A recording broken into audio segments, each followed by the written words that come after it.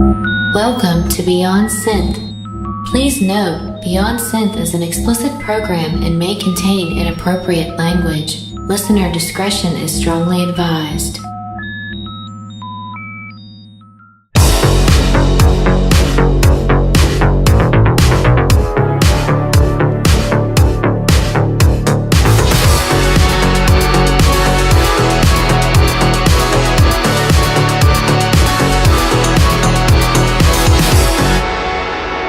Hey there, welcome to the show. This is Beyond Synth, episode 134.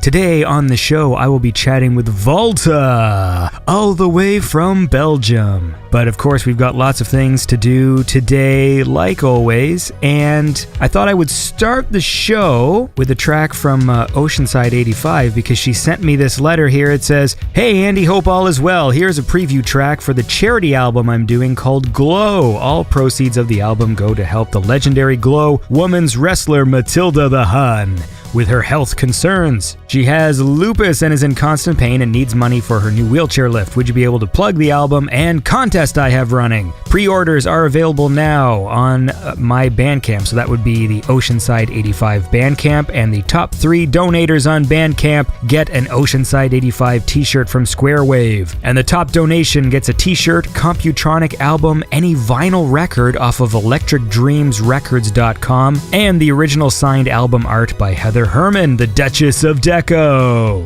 The contest closes at the end of February. The album features ULTRABOSS and 2600, and Matilda's GoFundMe is gofundme.com/Matilda the Hun, if people want to donate directly. So basically what that means is that there's going to be a charity album that they're going to take the money from, I guess, to support Matilda the Hun, the Glow wrestler, who I actually just watched yesterday in a scene from Deathstalker 2. But we don't need to talk about that. But the point is that we're going to listen to this track now, and this is going to be on the album that is the album. Anyway, this is OCEANSIDE 85. The track is called Glow Forever, featuring ULTRABOSS.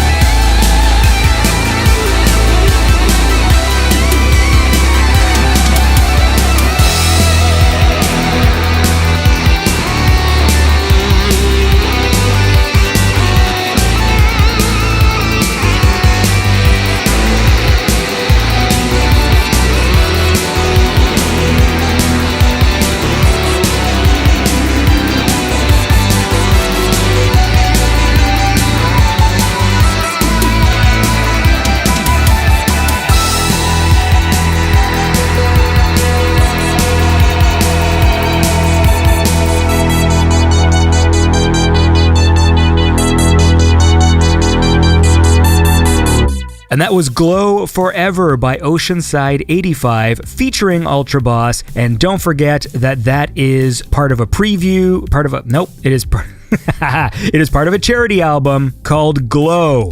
And that, of course, stands for the Gorgeous Ladies of Wrestling. And it is in support of Matilda the Hun, who has health concerns. So you can check that out. I'll put the links on the SoundCloud so you can, check it out. Okay, here's the deal. Beyond Synth has a few sponsors, actually, and one of them is Zencastr. And what Zencastr is actually the program I use to record this show, specifically to record the interview portions of the show. Zencastr is the easiest way to record your podcast in studio quality. Basically, when I record the show and I do interviews with people, for about, close to a year now, I've been using Zencastr to do the interviews. And how Zencastr works, it's actually really cool. Say you're doing a podcast or you're recording and you want the other person to record their audio. What Zencastr does is you basically connect in the web browser using either like Firefox or Chrome, and then Zencastr records the audio from the other person's computer and then uploads it to you to your Dropbox, or I think they even have storage on the service now itself. So basically what that means is if you're recording an interview with somebody from England, say, a lot of people who are doing podcasts now, they're doing it with people from all over the place. Essentially, you hit record, and then it records their audio, it records your audio, and then you basically get all the streams of audio in great quality. And you can hear it in this show especially. I pretty much have stopped using Skype and other services just because the quality of the audio was so low. So Zencastr it's just a higher quality stream. It records the audio, and it's actually really cool. And so I'm really happy that they've agreed to sponsor the show for a while. And part of that is that if you want to sign up to Zencastr, and you can sign up and receive 20% off their paid service. And basically what that means is they have a free service you can try out where you can record one-on-one calls, but if you want to record like group conversations and stuff, it actually records each stream individually, and that's the paid service. You can get 20% off with the coupon code Beyond Synth, which is all one word in capital letters. So you should definitely check it out. I think it's a really cool service. I use it, and it's been really helpful to me. And if you guys are considering starting a podcast of your own, or if you already do one, I recommend checking out Zencastr and using the code Beyond Synth, because then they will keep sponsoring my show if people actually use the coupon code. And that's that. So check that out. Now let's listen to some music. So that's Zencastr, by the way, Zencastr. Okay. Here's a track by F80. It's from the album Waves. I like this one. It's called Keep It Rollin', featuring Curtis Clark, and dig it.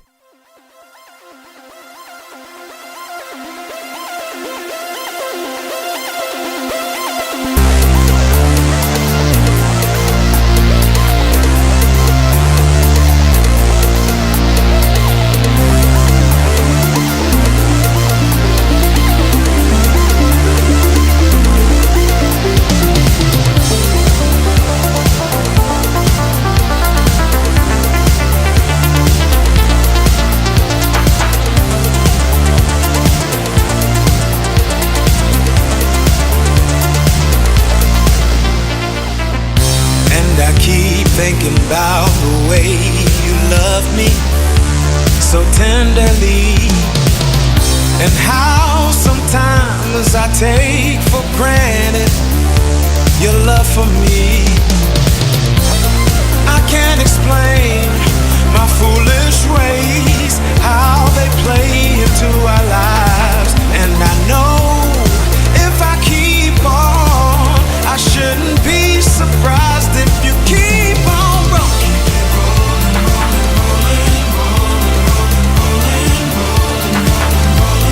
Keep on rolling.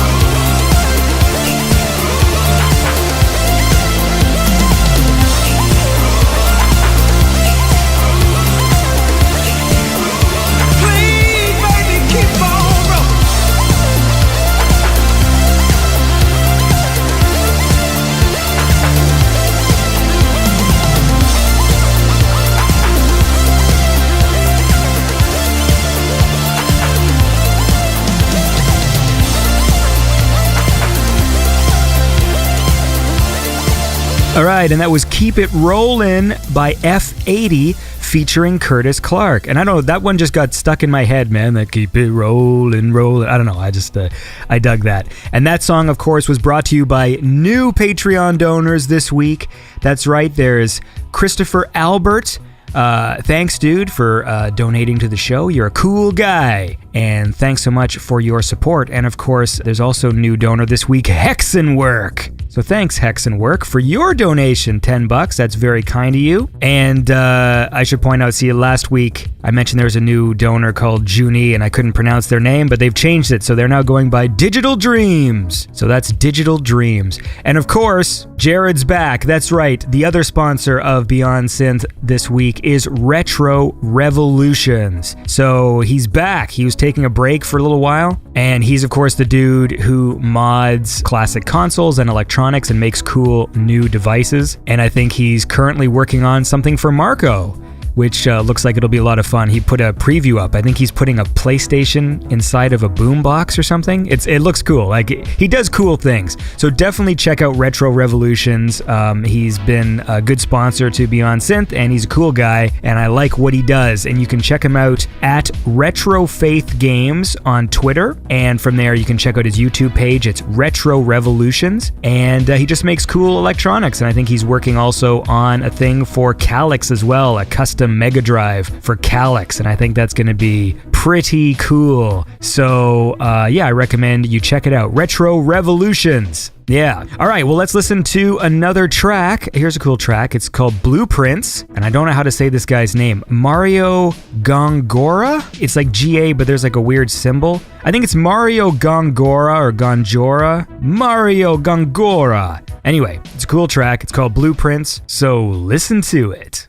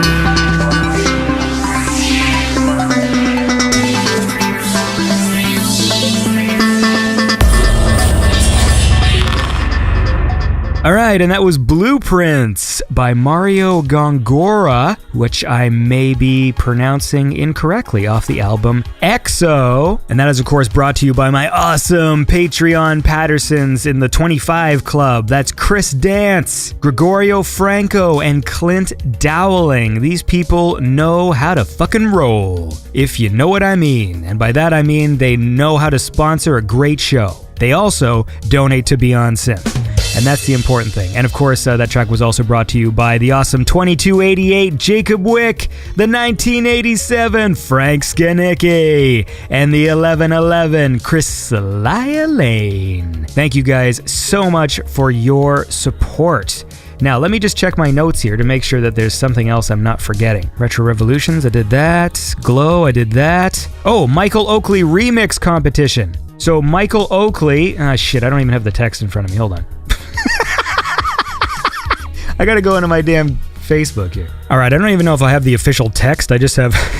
I'm just going through the messenger window when Michael was chatting to me. All right, he says, as part of the whole thing... What whole thing? All right, he's doing a remix version of his EP, California. As part of the whole thing, he's doing a remix competition through Synthwave TV, and I'm going to be one of the judges. And the winner is going to get their track on the actual album. So some of the artists that are going to be on this remix album include Calyx, Robots with Ray Guns, FM Attack, Morgan Willis, The New Division, Betamax, Northern Lights, Brother Tiger. That actually sounds like a really cool lineup. And the judges are going to be Michael Oakley, obviously, Synthwave TV, Andrew Zisler from New Retrowave, and me. And basically, once they start getting some tracks sent in from people who are going to be remixing, I believe it's the track Rabbit in the Headlights, which is actually my favorite Michael Oakley track, so that's cool. So basically, I think he's going to have the stems available for, and the stems, of course, for you people who aren't music nerds, are just the, the audio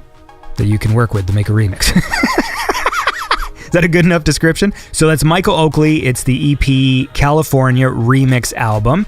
He's going to have the stems available. I'll post the link to wherever that is. And if you want to do a remix of the track, do it. And the best one, we're going to be judging them. I'm going to be one of the judges. And the one that gets chosen will be featured on the album. And I'll probably play some of the runners-up on the show. Because, why not? If they're cool, because who knows? Maybe the one I pick, the one that'll be my favorite, won't be the one that's eventually on the album. Because what if I get outvoted? And they're just like, oh, I'm the guy from New Retrowave. And, my vote counts more than your vote. And I'll be like, well, fuck you, Andrew Zisler.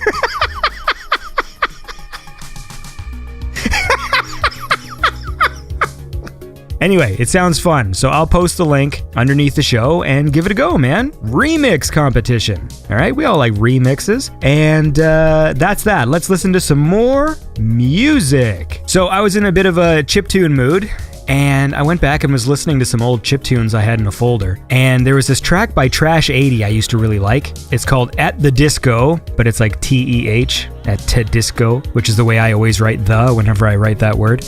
And I always really dug this song. I thought it was pretty cool. And I don't know, I was just in the mood to listen to something like that, man. So this is At the Disco by Trash 80.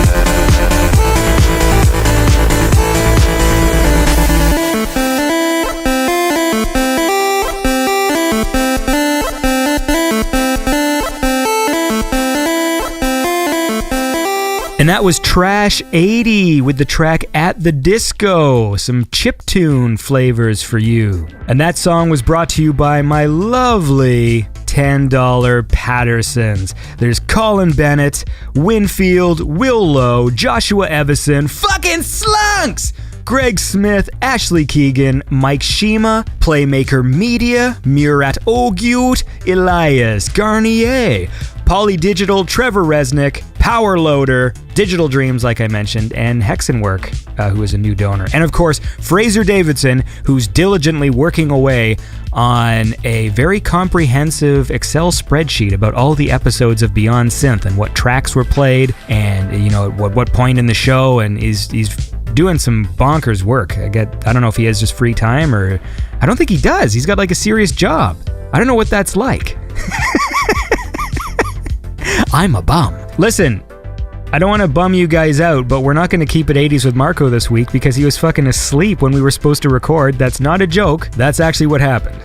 We were supposed to record and then he wasn't there, and then a day later he's like, yeah, I fell asleep on the couch. I'm like, okay, well, it's too late now because the show's got to go out, and so we will keep it 80s with Marco next week. He told me he's got some great songs picked out, so good for him.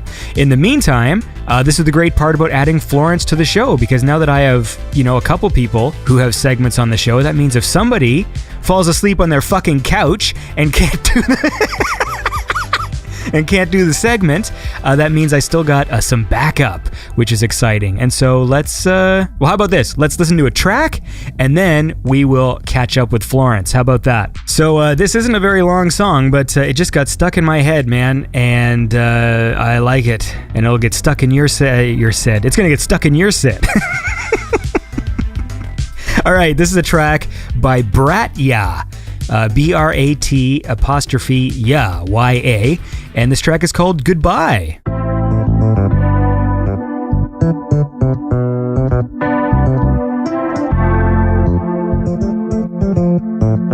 Whenever you go, it's hard to say goodbye. Whenever you go, it's hard to say goodbye.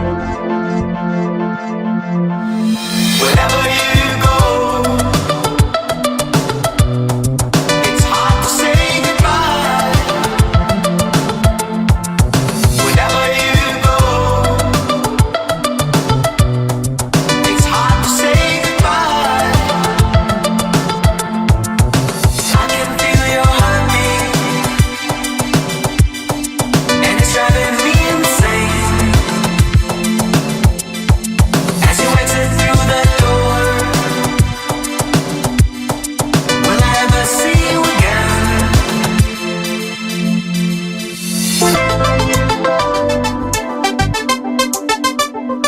it's hard to say goodbye. Whenever you go, it's hard to say goodbye.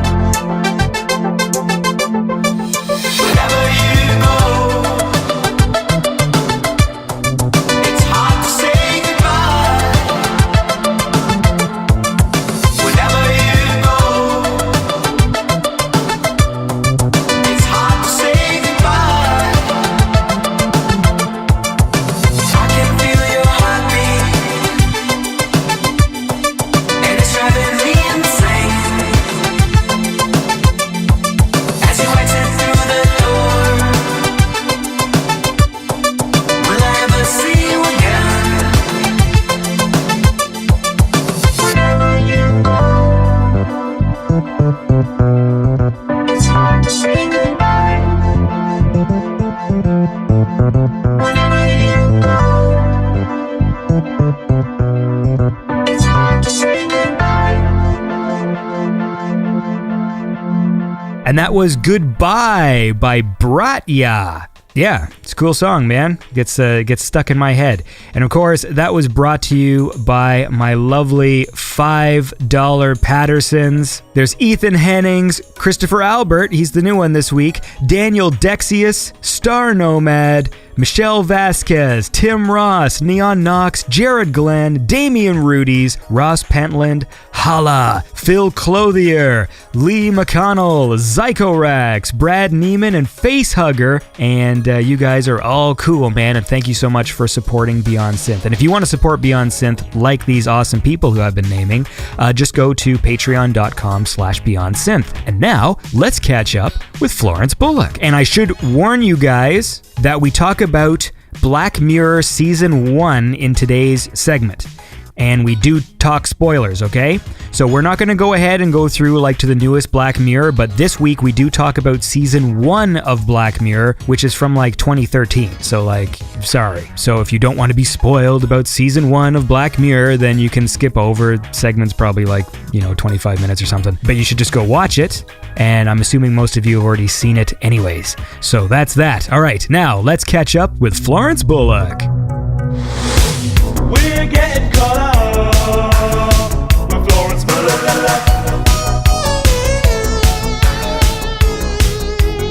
All right, well, it's another day, another dollar. That's, I don't know what I'm saying. It's time to talk to Florence.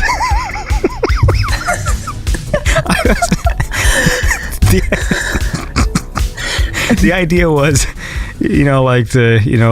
another week, another pop in from Florence. Anyway, how are you doing? I'm good, Andy. Good. How about you? I'm okay. So, listen, last week we talked about Star Trek, or you talked about Star Trek, and I listened.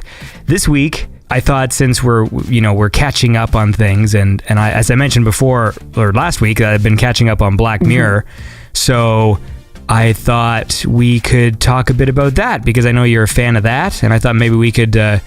I haven't finished it yet, so I was thinking maybe we could like chat about the first few seasons of Black Mirror, because I've been going through it. Let's do that. But okay, before we get into Black Mirror, I found out something really crazy, and it's Star Trek related. So sorry if you... Are you about to blow my mind?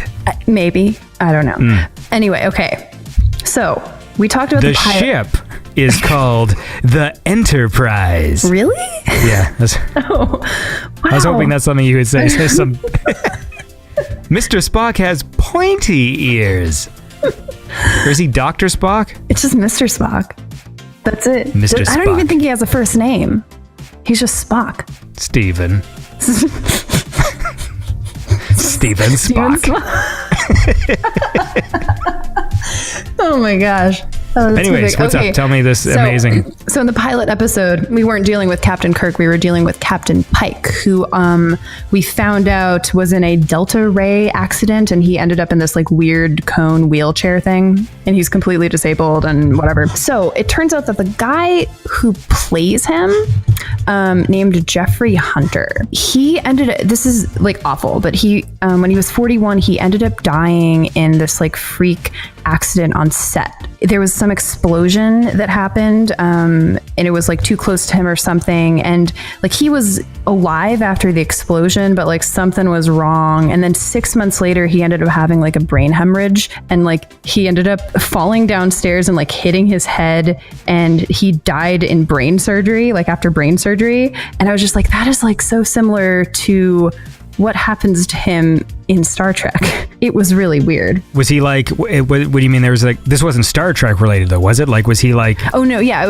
was another movie. I don't know what movie it was. But yeah, no, I just thought that was really crazy. Do they count that? You know how there's probably a list out there of actors who have been killed. Like on set? On set, and there's a few that are horrible. I mean, like, most of the time it's stunt performers. Yeah. But isn't there's that one fucked up one? Brandon Lee, but I think it was the Twilight Zone movie. Didn't the dude died by like getting his head hit with like the helicopter blade? What the hell? Oh, and with the kids? Yeah, that, I think that was Twilight Zone. What was the thing? Like, why did he hit his head on the helicopter blades? I think the helicopter just like went out of control or something, and they were just too close to it. Oh, like it was landing and then like did like a bump or something? There's a video of that out there. I've seen it. Yeah. It's awful. It's really awful. So like that, what the helicopter does like a bump, and then like it kind of did it like just tilt and yeah. then just the blades hit his Yeah, head? I think so. They were like in water or something, and it's the helicopter's like supposed to crash in the water, but like they were just too close to it and shit happened. Did everybody die or just the dude? Everybody. I think the kids died too. Hold on. Now I gotta fucking research this. I mean, this is appropriate, I suppose, because Black Mirror is like a pretty morbid show. I know, we're just going to be talking about morbid shit for this entire segment right now. Let's see here. So, actors who died on set. I think John Landis was the director because I remember hearing something about that. Okay, well, Heath Ledger didn't die on set. No. That's Paul bullshit. Walker didn't die on set. River Phoenix didn't die on set. Philip Seymour. What stupid website is this? Brandon Lee is the only one so far in this list. Twilight Zone movie death. How about that? Bela Lugosi didn't die on set. What did you Google? The dumbest list I've ever seen in my life from fucking ranker.com, who apparently doesn't understand what dying on set is. Sorry. July 23rd in 1982, Vic Morrow and two child actors, Renee Chen and Micah Dinley, are killed in an accident involving a helicopter during filming of the California set of Twilight Zone, the movie. Okay, we need more information. So it did say they all died. Yes, they all died. How did this happen? Wikipedia. That's how it happened. What a morbid segment this has turned out to be. This is awful. The low-flying helicopter spun out of control. Morrow dropped Chen into the water. As Morrow was reaching out to grab Chen, the helicopter fell on top of Morrow and the two children. Morrow and Lei were decapitated while Chen was crushed to death by the helicopter's landing skid. Jesus. Okay. Oh, man. Well, that's fucked up. Well, on that note, do you want to listen to a song or what? That's perfect. Let's do that. Oh, wow. Yeah, I mean, look, hey, I asked. That's what happens. Ask and ye shall... What is it? Ask and... You shall receive. Is that the phrase? I think. Right? Is it? No. Ask and ye shall receive. Ask and you shall receive. All right. That's what Google says. Well, then let's receive a cool track. So here's a song by Butineau. I think that's probably how it's said, Butineau. This is from the album Rook, the Rook EP, and this is a track called It Couldn't End Any Other Way.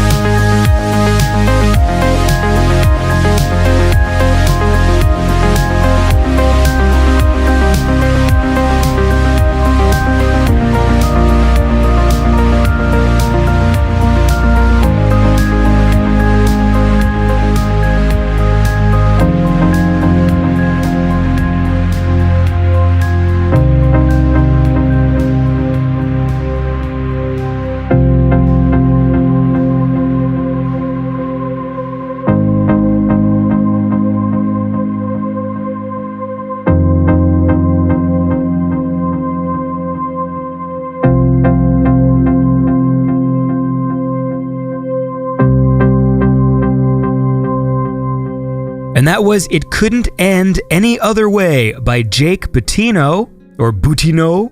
Jakebutineau. It's one of those. And that's off the Rook EP. And of course, that is brought to you by some awesome $5 Pattersons like Martin Larrabee, Marco Cranendonk, Corey Valentine, Timothy Pierce, Starlight Fisher, and the Barons of Santa Carla. And we are back. I'm just talking to Florence here, and we're going to lighten the mood right now because we were, for some reason, our conversation delved into fucking on-set deaths of some people on the set of the Twilight Zone film. But today we are going to talk about Black Mirror, specifically like the first few seasons. So I'll start here. Okay. And I'll say that first episode was pretty damn captivating. So for people who don't know, Black Mirror is like a modern-day Twilight Zone with a technological twist. So every episode usually deals with some sort of future technology or like sort of possible tech, but a lot of the scenarios are almost like believable future things. It's the near future. Yeah. It's not like Star Trek future. Or Star Wars future. It's probably what we are going towards, and it's really close to home. Yeah, and it's very morbid. Yeah. Like it's a show that's often very dark. And even when I say near future, like some of the episodes are pretty contemporary in terms of like but they'll take a scenario and then just, add a very depressing or scary twist to it. And the first episode was about the British Prime Minister, and Princess gets kidnapped, and then the person who kidnapped her basically says that the Prime Minister has to have sex with a pig on television, and then that's the only way he will release her. Mm-hmm. And it's so crazy because, on paper you hear that concept and it's like it reads as a joke, like it seems like a comedy.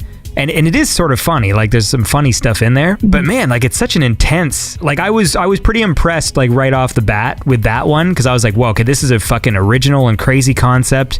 It was adult, like it was mature, like I felt like I was watching well thought out like entertainment for grown-ups. Mm-hmm. And it was intense because the whole time you just felt so bad for the Prime Minister, because you're like, you know what I mean? Like it's just like, oh man, he's gonna have to do it. And then you start to see where Black Mirror goes, because this is a show that when it delivers a fucked up premise, it like delivers on it. Oh yeah. Because the whole time it's intense, you're thinking, well, he's not going to do it, and then like it goes where it goes, and then you're like, oh wow, like they actually fucking go there, like. Mm-hmm. And so it was I think a really great way to sort of start off that series. Yeah, and like you said, it starts off, it's almost a joke, and like you really don't know where it's going to go, but then it gets so serious, and like it's hard to watch after a while, but like you have to watch it because it becomes kind of like a car wreck. I wonder if that actor is going to be typecast now. I mean, I know I recognize him from like James Bond films, because like in the newer James Bond films, he's like one of the people who works at MI6. Mm-hmm.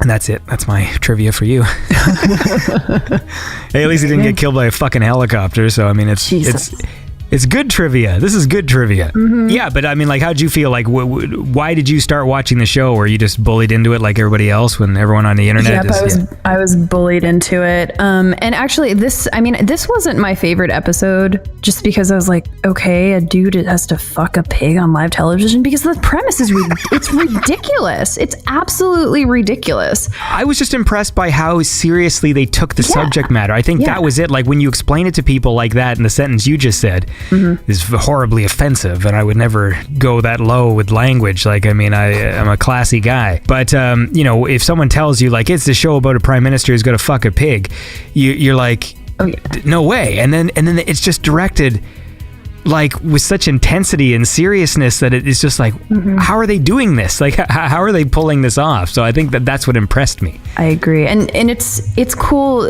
because I think this particular episode, it starts in kind of more of the present day, because like this theoretically could happen. Yes, yeah. Like hopefully it doesn't. I don't wish that on anyone, but but yeah, I don't think there was any like crazy tech in the episode that popped up. It was pretty much just like tech that like we have today. It was commentary on social media and people's obsession with it. Anyway. Exactly.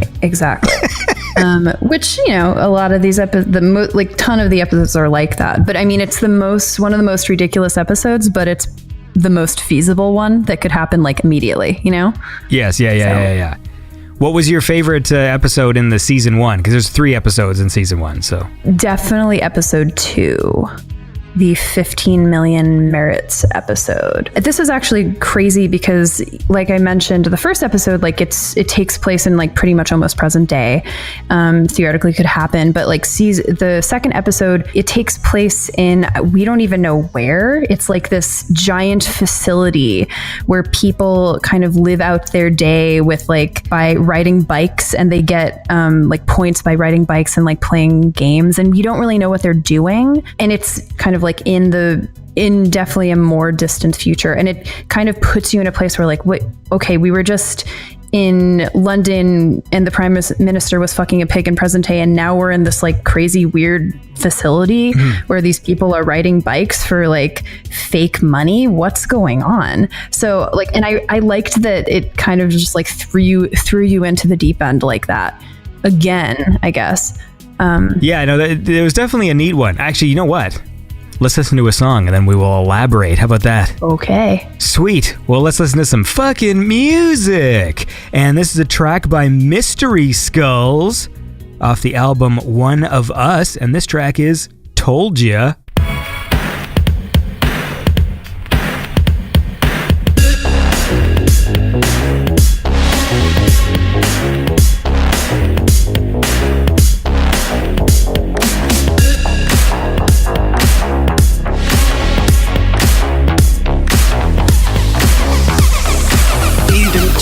Day and night, on the run for our lives. Are you for real? But I told you not to fuck with me.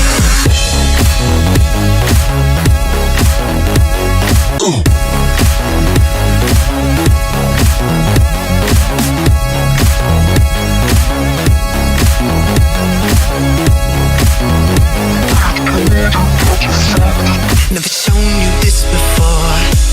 But I think it's you they're looking for. Now the wolves are at our door. I just saw my life flash prepared for my eyes.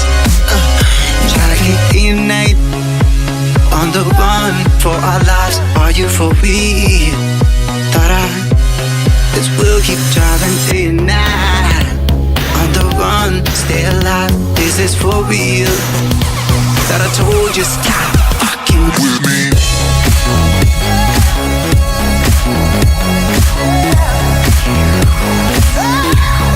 Fuck you.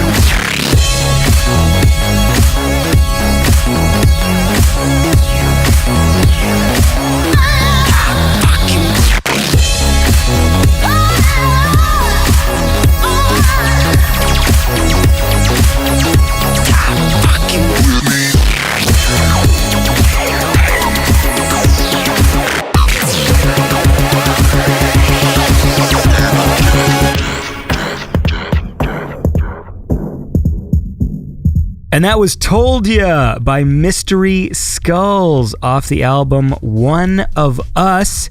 And of course, that was brought to you by awesome Patreon supporters. Rawl Pud, Tristan Waits, Dana Jean Phoenix, Stu M, Night Raptor, and the Ross Conian. And we are back here with Florence Bullock, and we are talking about season 1 of Black Mirror. Yeah, the second one I dug. My imagination sort of tried to fill in the blanks. Like, I assumed that maybe like all humans are like, they got to ride these bikes because maybe they're like powering something, you know, like maybe it's like they're powering a big battery and that's their job, right. Or I don't know, like it just, the whole premise was like everyone sort of exists as their Wii Sports avatar. Yep. Because they all had like kind of me's that were their sort of representation in the digital world. And this one definitely goes dark too. Like this one had a real dark ending. And he loves that girl and he wants her to go on this Star Search show, and then they basically just corrupt the shit out of her. And then, what was the premise again? Yeah, like that was the whole thing, right? And then they corrupt her, and then he then wants to get enough money so then he can go on that show just to tell them off. And then they use his commentary as more like, they're like, hey, we should give you like a radio show and you're just going to go off on the radio. And they basically used that for just more of their bullshit. Yeah. Yeah. They turned her into a prostitute. it was fucked up. Yeah, no, that episode was dark. Yeah, and then that actor, of course, went on to be in Get Out. Yes, he did. So there you go. And the girl is Lady Sybil from Downton Abbey. Downton Abbey. Yes. I've watched half an hour of that. My dad keeps on. He's just like, you gotta watch Downton Abbey. It's so good. And I know there's all these shows that people dig now because like Game of Thrones has a cast of like 50, and so like Downton Abbey's another one of those like giant cast shows. I'm sure it's fine. Like I watched a bit of it. It seemed okay. Yeah, Downton Abbey for me. My mom started watching it, and she's like, "Oh, you have to watch this." I'm like, "But no. There's no way I'm gonna like it." And then I don't know what happened, but I put it on one day, and I was like, "This is the best thing ever." Yeah, I make fun of my dad because like he always likes all these like period piece things and French movies and stuff, and so like whenever he's, you gotta watch Downton Abbey, I'm like, is there fucking lasers in it? Is there robots in it? No, then fucking I'm not watching it. All right. You give me the show where fucking Downton Abbey, they go into the basement and there's a fucking cyborg army down there, then I'll watch the fucking Downton Abbey. But the drama is so good. Yeah. It's fucking snooty rich people and fucking people having affairs with servants they're not supposed to, but there's got to be a fucking cyborg. I always had this awesome idea, and I still do, because I still have it. And I've always wanted to direct a period piece that is made perfectly, that there's nothing weird about it. It's like fucking Sense and Sensibility, period piece, costumes, British people, mansions, weird drama and ladies dying in childbirth and all that stuff. And then right at the end of the movie, the last fucking minute of the film, it turns into like fucking Mars attacks, just to fuck with the audience. Like literally the whole movie, there was never any hint that aliens were coming. There's never any of that. The whole movie is just, like, oh, it's a topping day, what? And you're like, what? How dare you? And then at the very end, literally like the cartoonishly like 50s styled fucking movie aliens, Martians even, fly over top of the fucking Abbey with their fucking UFO saucer thing, beam in, and then literally like zap the main characters. So like the alien like lands, walks into the fucking into like the dining hall, and just be like meep meep meep meep meep, and that's like the sound the laser gun makes, and turns them into skeletons. And then the camera swoops into the spaceship to show a giant army like being assembled almost, and you can almost picture that song that used to play in like those Warner Brothers cartoons, like that as it's zooming through the spaceship. And then you see like this army of like thousands of assembling aliens, and then just zooms in on like the king alien like in the center chair, and it's like, and now the invasion can begin, and then like starts like laughing maniacally, and then it just like cuts to black. Do you have any idea how amazing that would be? I'm really disappointed that I already know the premise. So, and then don't tell anyone. Okay. So, like, no, not you personally, but I mean, like, keep the secret of the film alive so that it goes to theaters. The people wanting period pieces go and they see it, and then, oh my God, yes. It would be the funniest fucking thing, and the aliens have to be so terrible. Like, they have to be 50s movie Martians, like fucking big heads. Like, I literally picture Mars attacks. It doesn't have to be that way, but I mean, like, that could do it. And then but then put a lot of work into that part. So like the special effects are all really well done, and obviously like a large budget went towards that sequence, just because it would be all the more confusing to know that, like, well, they even spent money on this segment. Like they really intended this to happen. Oh, that'd be so awesome. Oh man, anyway, you should do it. It would be really awesome. Yeah. Anyway, listen, let's listen to another song, then we'll wrap this up. We'll talk about the third episode or whatever. Okay. And then we'll wrap up season 1 of Black Mirror. But here's a cool track. This is by Palisded. Palisded. Palisded? Yeah, Palisded. And this track is called Into the Night.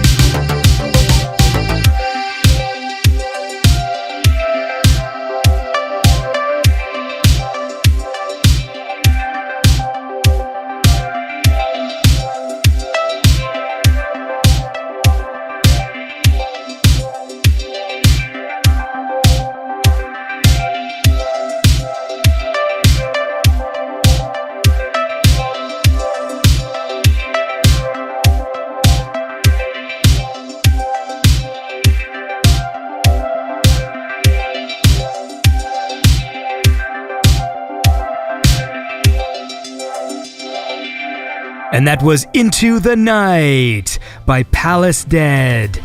And that's a cool track. And of course, that was brought to you by some more Patreon Pattersons, the lovely people donating $5 a month. Did I already say the Night Raptor and the Rosconian? There's Simon Norberg, there's Matthew Lister, Dougie Fresh, Bobby B, Cunning Corvid, Roman, Kai, and Joe and Lando. So thank you all very much for donating to Beyond Synth, patreon.com/Beyond Synth. And we are still here with Florence. We were talking about season 1 of Black Mirror and a bit of Downton Abbey, and then my stupid alien idea, which took up the whole segment.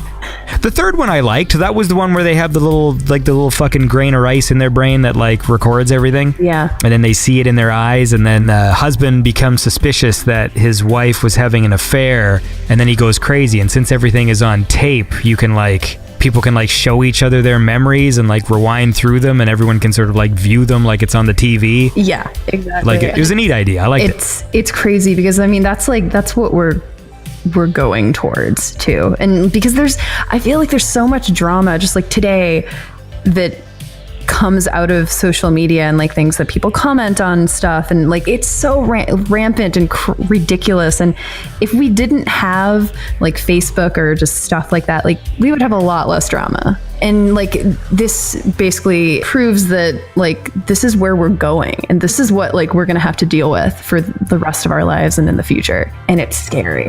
What sucks is that the way that the sort of culture is now, it's like we expect to know a lot more. Like I think there's like a distrust, like there seems to be this sort of spreading distrust amongst people and this sort of weird political polarization and all this stuff, to the point where it's like we're almost like welcoming the idea that there's cameras everywhere. The old man in me goes like, well, that's fucked up that there's cameras everywhere. And then the other part of me goes like, yeah, but then if anything bad happened, we'd have a record and we could, then we could watch it and, prove that the thing didn't happen. And then all of a sudden, I even find that in my life sometimes where I start to think like, wouldn't it be nice if I just had a camera recording me all the time? Then if anyone had like any sort of problem or lied to me or something, like I could prove, them wrong by like showing them the tape. Yep. And then I start thinking, I don't like that I think that way. Like, where's the world gone that I think now that that's a cool thing, that's a cool idea, you know what I mean? Like, and it's not. And I think what I liked about this episode is it sort of explored, like, my brain would have gone where this guy's brain went. Like, if he wanted to prove an argument, because I can be stubborn like that when it comes to arguments. Like, if someone's being unreasonable, my first go-to thing is like, fucking wouldn't it be so cool if I had video footage of you that I could just play that would prove that I was right? And then you just think like, this also shows like the huge downside of that, and then sometimes maybe it's better, you'd be so much happier if you just didn't know. Oh yeah, because at the end, like you can tell like he definitely kind of regrets his decision, obviously, to like fuck everyone over because he revealed the truth. And the thing was, though, I think what I like about Black Mirror is it does show you both sides, to the point where like it's weird because at the end you feel bad, but at the same time like his wife did cheat on him. Yeah. So it's like he was right. So there's this weird like victory, not victory. Like Black Mirror does that a lot. Yeah. There's like almost a happy ending, but it's not really. Like it gets resolved, but there's this kind of darker undertone to everything at the end. Yeah, maybe that's the thing. There's a resolution, but it's like, it sucks because like, yeah, he was right, but that doesn't make him a happier man, like having been right about that. Maybe a big theme is ignorance is bliss. Just like fucking Joey Pants said in The Matrix. That's literally what I was thinking about.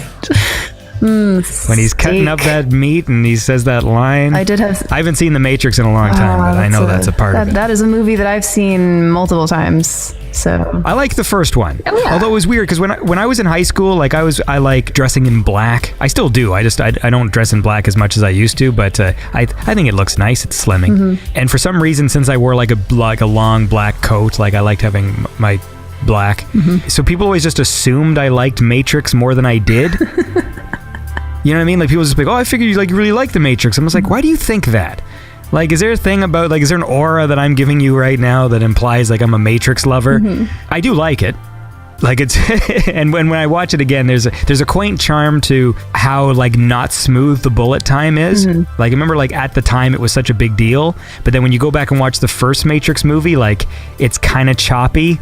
You know, like it's not super smooth until like, you know, when they fucking CGI the shit out of it, like in the sequels. Despite all the ideas, I think I like it as an action film. Like, you know, a lot of people got really into like what the movie's plot is, you know, and it's like, it's so cool, like what's real and what's not real. And like, honestly, to me, my favorite part was when he's like, the fight scene they have in the fucking, the train, the fucking abandoned train thing. Station? Yeah. What's the word I'm looking for? I love Train that part. station. When he's fucking, when he starts to like kick his ass and then like he does like when he does like those crazy like kidney punches and then his hands start to like has shadows following them because he's punching them so many times. I love that part. It's just it's so cool.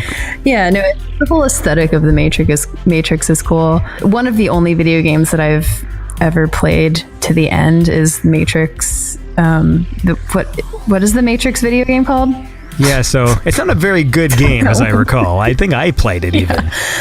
Was that the one where they invented characters for the game? It's like you played as like a Jada Pinkett Smith like lookalike character, but it wasn't her character. It was like, I think it was her character. It was her character. I forget her name. And then there's another guy. I think his name was Ghost. Okay.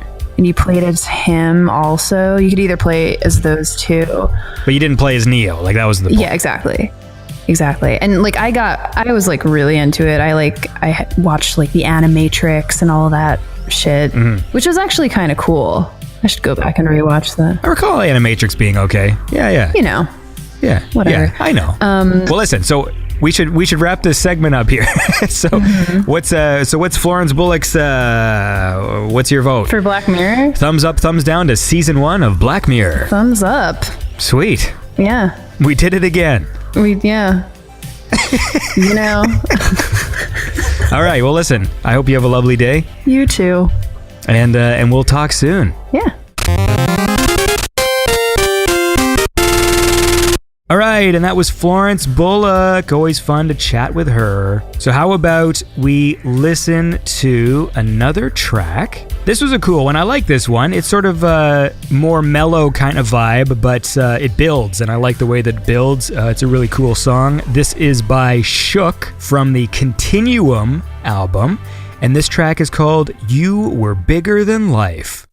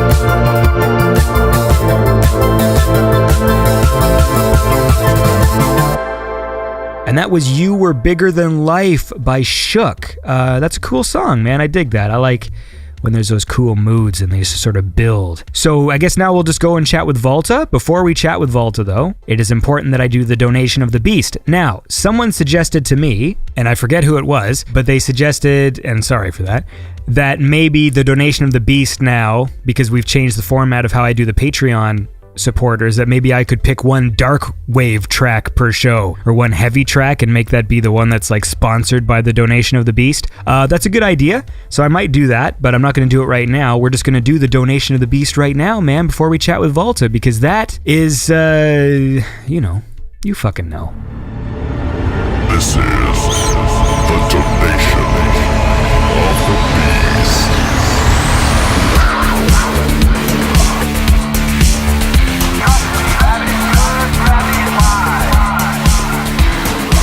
All right, these are all the people who donate to the Beyond Synth Patreon, $6.66 every month, because Satan commands them to do it. Of course, there's Eli Arson, Jesse Bishop, Orlando Rodriguez Neef, Moose Nux, Ken Giroux, Till Wild, Straylight, Carm, Blake Peterson, Lucas Ceballos, and Renton Brax. And of course, Max Hutchings, keeping evil at bay. And now, let us go to my conversation with Vulta.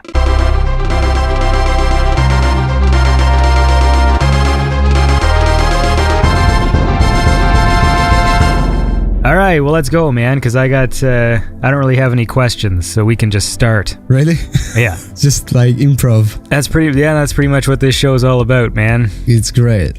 It's great. I love it. All right, and I am here with Vulta. Hey, Andy. How's it going, man? How are you doing? I'm doing fine. Finally. Why, were you doing bad before? Oh, I had a fucking terrible, year. Oh. Just like health problems. But I'm good. Okay. You feeling good now, man? I'm feeling great. Back up on my feet. Woo. Well, that's Just good. ready to synth. Yeah, man. Well, that's what you got to do. That makes us all feel better. My heart does all this fucked up stuff, so I'm still in sort of a weird state at the moment. I don't know what's going on. I think it's calmed down now. I've decided to cut my sugar down, like the sugar I eat. Oh yeah, I just got like caffeine because I used to drink like 4 bottles of Coke every day, and I think my body just shut down Yeah. after a while. I was like, no, that's too much. You just have to cut that shit. Yeah, there's so much bad stuff in Coke. So it's not just the caffeine, it's also the fucking fact that it's like a giant can of sugar. Oh yeah, but even with like Diet Coke, Blech. it's just... I know, I'm sorry. You drink Diet Coke? Oh yeah. Ugh! That stuff... I can stand like regular Coke, right? But when you drink like 4 bottles of it, it's just like too much sugar. Man. So I had to go with diet. Diet Coke is like gross to me. Like I can't. I tried it once and I was like, what the fuck is this? No. But it's not the same as in like, for example, Diet Coke in the UK is different from like Europe. And it's probably different in NA too. I mean, it's possible.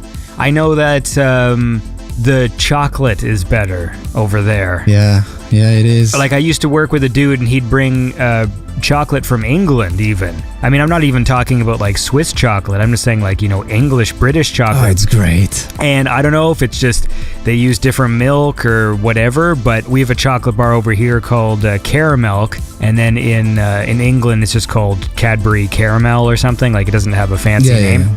And it's so much better. Like the chocolate is just like softer and richer, and it's the same company and everything, but they got a whole different process. Yeah, maybe they use like good old milk, not like what's it called, like palm oil.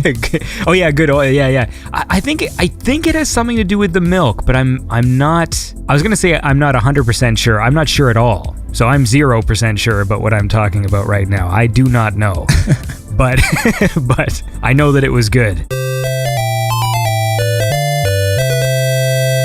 So, where are you? You from Belgium? That's correct. So how's Belgium?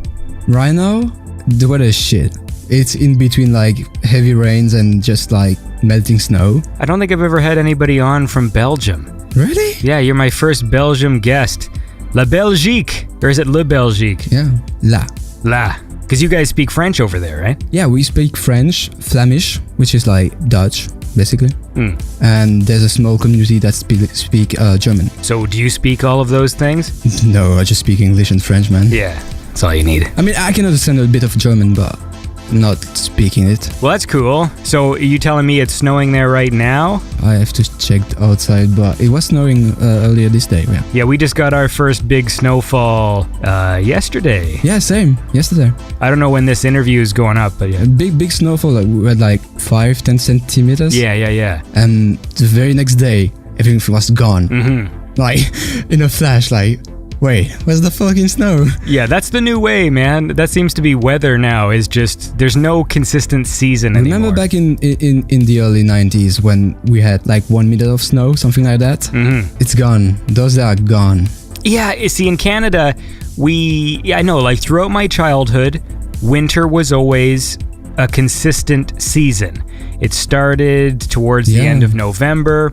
And February is usually like the coldest month, like January, February. It would melt, then we would have spring. I mean, this is how it worked. And now it's just like every winter it'll snow 1 week, then the next week it'll be like, plus 10. Yeah. And then it turns to slush. Yeah, and it'll do it for like 3 days and then it'll snow again. Yeah, it's really bizarre. Although now the snowfalls are getting a little crazier. So I think it wasn't last year, it was 2 years ago. We had like a full-on traditional winter and the snow was fucking high. Like it was like fucking feet of snow. And I remember seeing this picture of one of the highways that had been, when they shovel the snow, what the fuck are those vehicles called? The fucking snowplow. Snowplows. Yeah. And the snowplow, I was like say backhoe, but no, that's not it.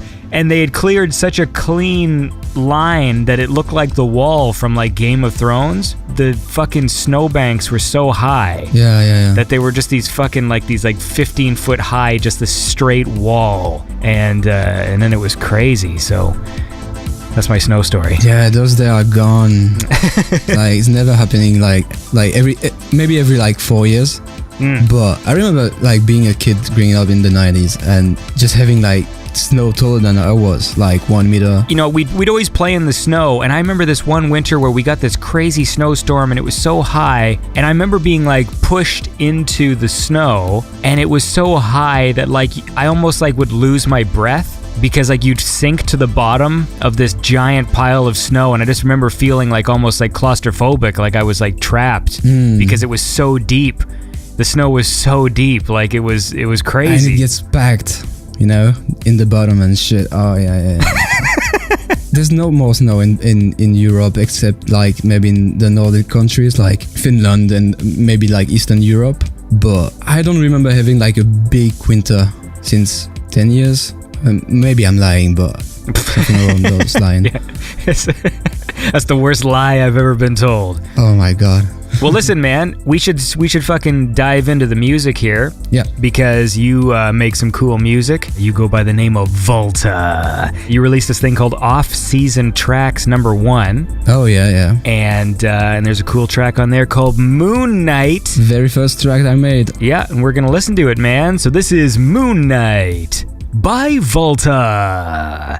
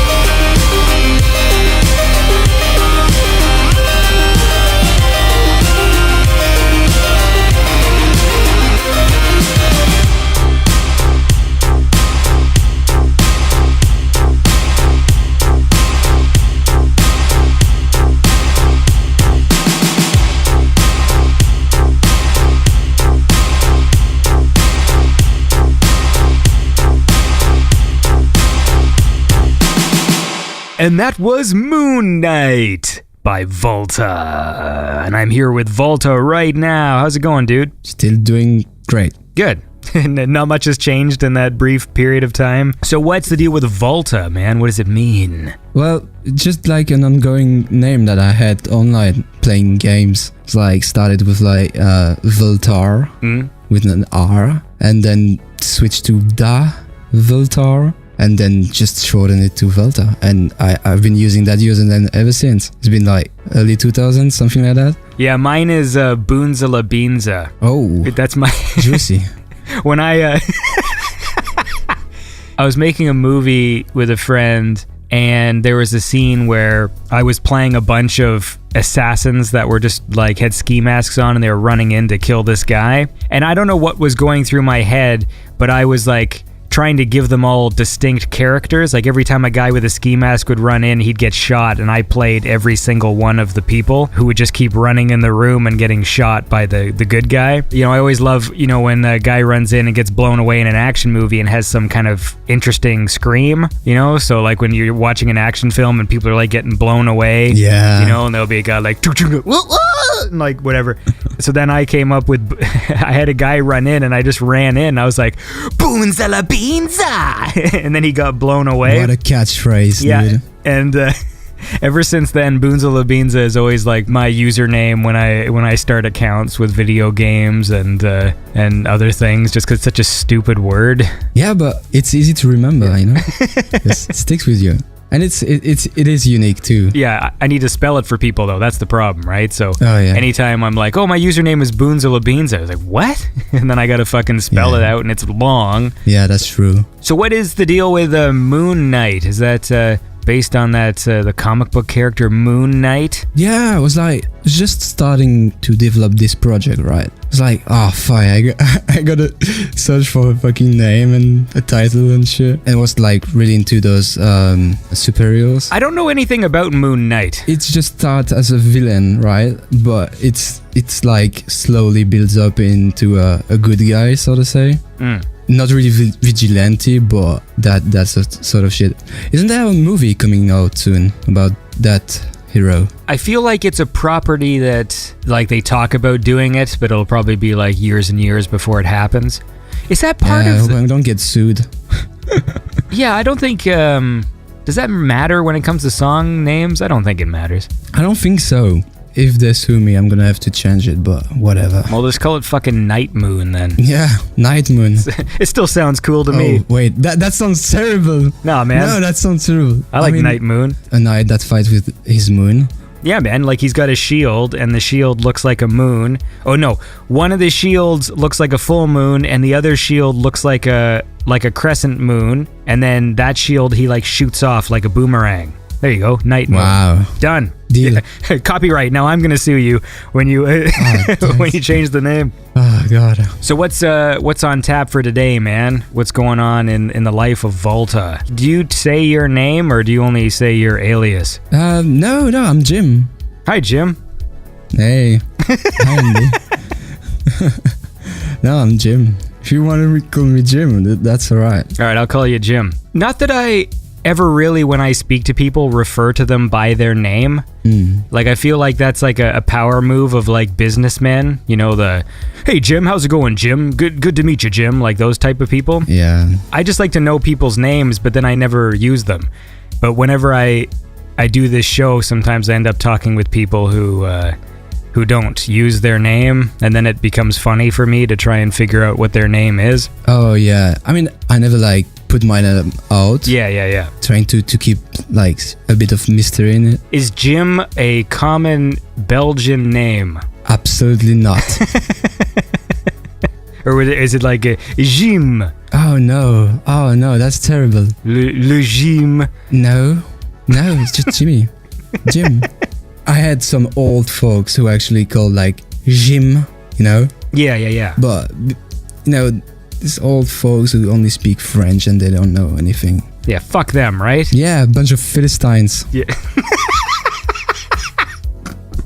There's a word I've never used in my life. Jeez, really? Yeah, I should start using it more. It's a great word.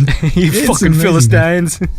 Yeah. since I've never used the word, I don't even know if there's a different North American pronunciation. Like, I don't know if over here we say Philistine. I think I've heard people say Philistine, and then there's Philistine. Philistine sounds so French, though. Philistine. You fucking Philistine. You fucking Philistine. Philistines. See, I think Stein is, I've heard it said on British TV, like, Philistine. But I think in North America they say Philistine.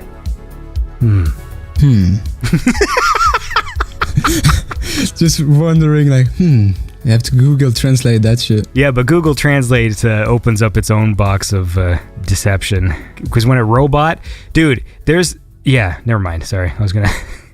Come on, go ahead. You started. No, well, here, I want to listen to another song first. Okay, which one? This is another one off of Off-Season Tracks #1. And this was a track that I dug. It is called Celestials. Yeah, Celestials. By Vulta.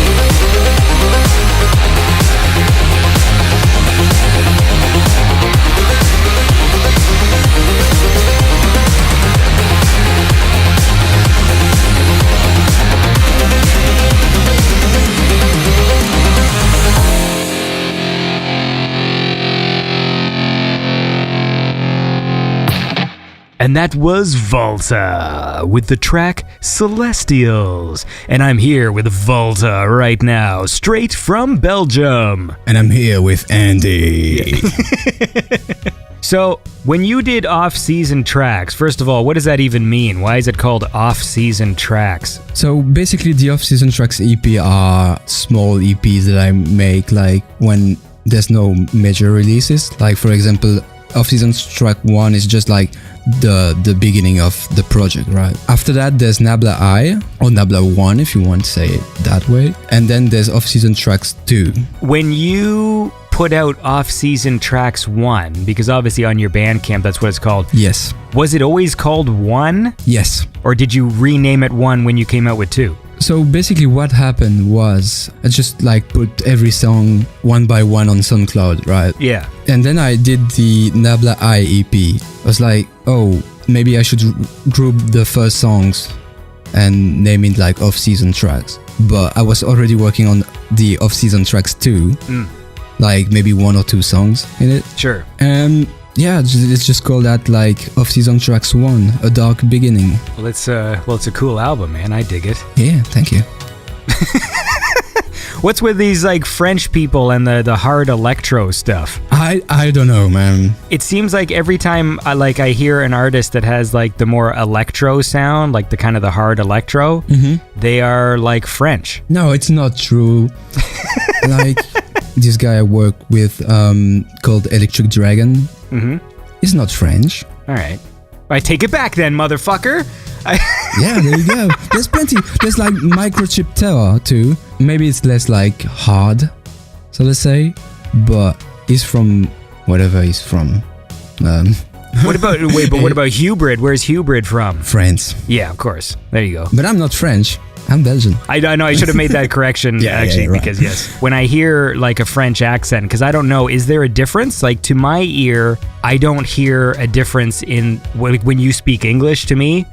Your French accent sounds to me the same as, when I'm like talking to a Perturbator or something. No.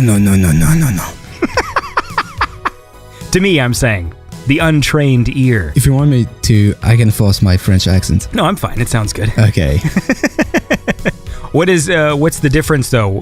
If a Belgian person is speaking French compared to a Parisian French? I don't know. It's just even in Belgium, right? There's like difference between the French speakers and the Dutch speakers, Flemish speakers. Because usually when there's a Dutch guy speaking English, you can tell right away that he's from the Netherlands or something like that. But the people speaking Flemish in Belgium, when they speak in English, they have like a slight different accent. Is there like a thing like in Belgian French? Like is there a word that like in Belgian, French people say baguette, but we say like baguette or something like that? Oh, I'd say that Belgian French is more like nasal. Okay. Especially since the dialect Walloonish is more like harsh and nasally, so to say. What is Walloonish?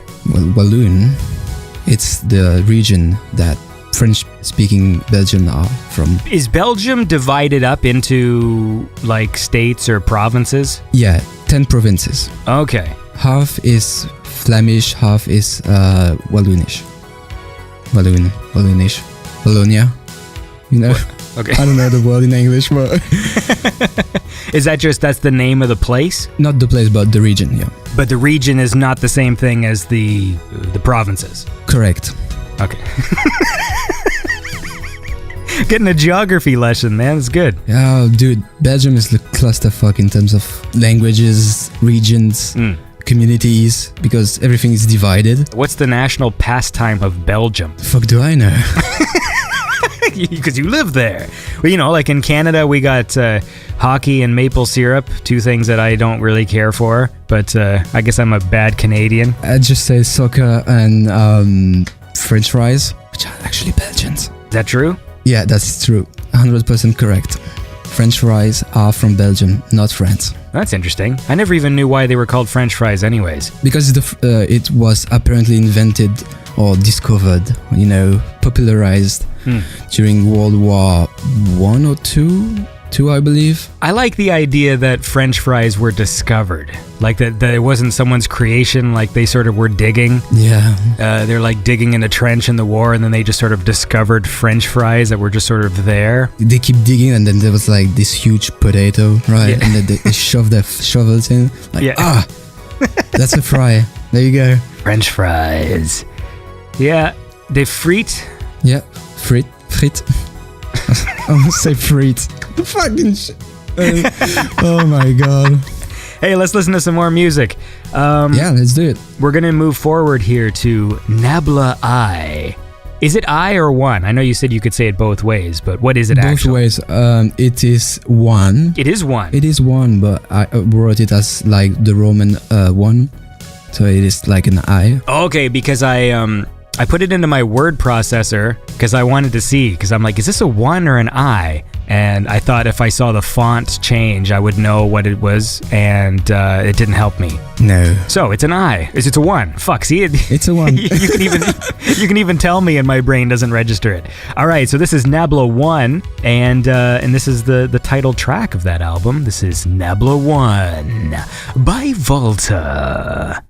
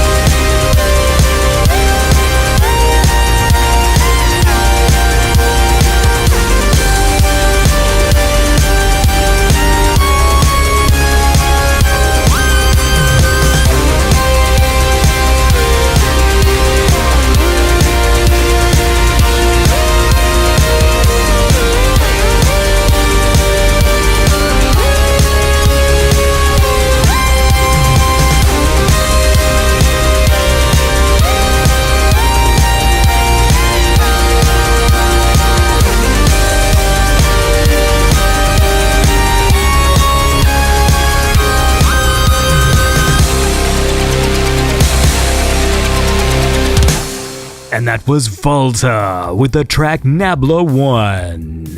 And I'm here with Vulta right now. Hey. What does it mean?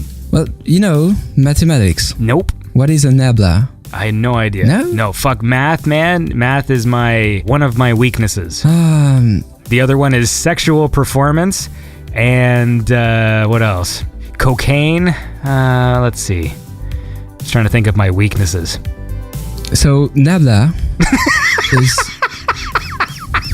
Listen, man, I'm trying to teach you. Yeah, no, I a bit understand. of mathematics. It's just a symbol used to design like a gradient, like a function of vectorial analysis. Right. So, like, I understand that you just said some words, but those words together mean nothing to me. That's what, like, my brain literally, when it comes to math stuff, it's like people can explain. It's like when someone tries to explain how a television works, and they can go into great detail, and I can go on Wikipedia and I can read how the fucking LEDs and these little lights and these phosphors go off, and it doesn't matter. Like, I can read all that, and then it says, like, so that's how a TV works. I'm like, yeah, but you could never make one. Like, it's still meaningless to me how it actually works. Yeah, you don't have any machines with you to make the parts, right? So yeah, like, it's just complicated. There's certain things that are so complicated that even if they're explained, it's still outside of my comprehension of, like, I just picture trying to make one. It's like, okay, you can talk about a television and talk about the fucking phosphors going off in these little bulbs. I'm just like, but what does that actually mean? Like, to be given the tools and the parts and actually just now build one? Like, it's meaningless. It's like, it's crazy. That's why there's people building them, you know? I know, and I'm so grateful that there's people who are a lot smarter than me in the world. Yeah, thank God for the tech guys. Yeah, for sure, because my brain just doesn't do it. Anyway, man, so why did you call it Nabla I? Fuck! Well, there you go. Well, Nabla is actually the triangle, but like inverted. The tip of the triangle is pointing down. So I just took that as an influence, right? And I did some, how do you call that? Oh, god damn it. I forgot the fucking name. What are you talking about? You know, those like crazy graphics that they loop back on themselves, like a shape. Let me find it. You're gonna cut that out. I don't edit anything out of this show. Oh, come on. Do you have a mechanical keyboard? Yes. They're so much fun to type on, eh? Oh, yeah. I've been rocking them like since so much time. Fractals. Fractals, okay. Yeah. So I took the base fractal of the triangle and I extrapolate on it. And that's how I came with the Vulta logo. Okay, cool. You know, yeah. that triangle thingy? That's a fractal of a triangle. So it was like, oh, Nabla is actually an upside down triangle. Wait, so what came first, the Nabla or the triangle? The Nabla. So I was looking at shapes and doing logos and stuff. And I was like, oh, maybe I can make like a small fractal design-esque. And I was like, oh, maybe I can put the triangle upside down. I was like, wait, this reminds me of Nabla, the mathematical thingy. Why was that in your head? I don't know. I'm very compulsive, all right? I'm just... like, even when it comes to music, I'm super fucking compulsive. For example, on Sigils, right? I made 152 demo tracks. I was like, oh, maybe I have too much demos, right? Now you've got enough material for off-season tracks 3. And 4 and 5. Actually, I'm gonna work on the next album first. I don't know if I'm gonna do like enough season tracks. Usually it would be logical to do enough season tracks, but I'm just in a good mood to do another album. So I'm slowly working on it. Well, that's cool, man. Yeah. I like cool albums.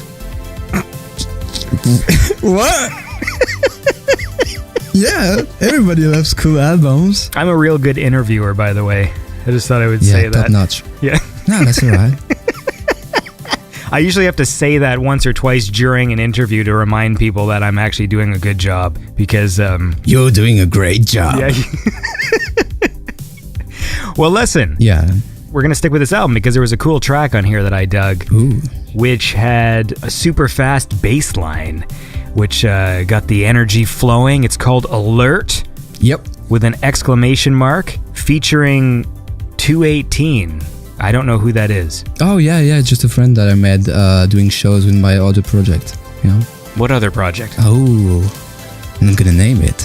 What? What are you talking about? I have a metal band, right? Oh, okay, I've been doing okay. shows for like many years. Ah. And just a cool guy that I met from Mexico. It's like, hey, have you listened to the new Peter Butter? I was like, yeah, that sounds great and shit.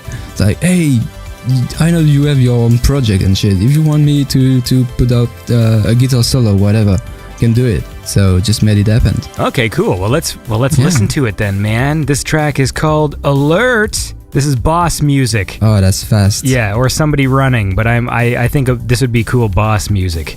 Actually, a lot of your music reminds me of boss music. Yeah, I mean, video games have been like a major influence in what I do. Well, it makes sense. I mean, a lot of the synthwave stuff is sort of like video game influenced, and like this stuff definitely would be like some fucking kick-ass boss music in a game. And this track in particular, hold on, my phone is ringing, but this phone is out of batteries.